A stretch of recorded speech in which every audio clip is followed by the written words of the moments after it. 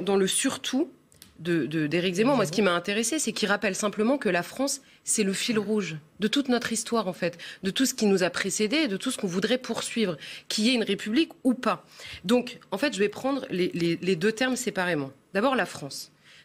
Pour comprendre la différence entre les deux. Notre littérature, comment la qualifie-t-on? Notre littérature est française, elle n'est pas républicaine. Est-ce qu'on parle le républicain dans ce pays? Non, on parle le français. On ne parle pas le républicain, ça ne nous empêche pas d'être en République.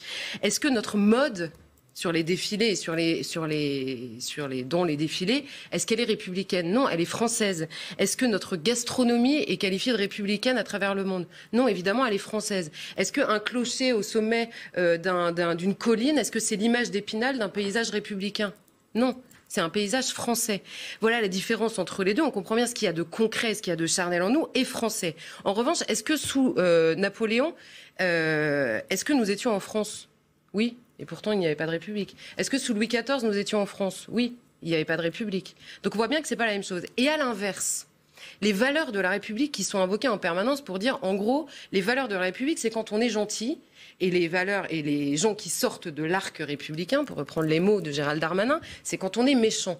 Et c'est toujours dans le sens, en gros, de droits de l'homme interprétés à la lumière de droits individuels contre un bien commun et contre la France elle-même, d'où l'intérêt d'utiliser d'autres mots que celui de France. Mais la République, les valeurs de la République, c'est quoi à travers l'histoire? La République, elle a colonisé et elle a décolonisé. La République, elle a assumé la peine de mort, puis elle a aboli la peine de mort. La République, elle a voté les pleins pouvoirs à Pétain, puis elle a condamné le régime de Vichy. Alors c'est quoi les valeurs de la République dans l'histoire sur le temps long de la République?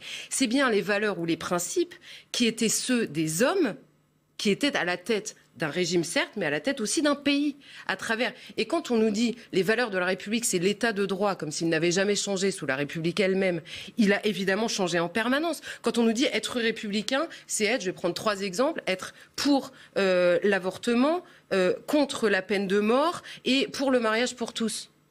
Mais du coup, il y a 50 ans, c'était pas une république ?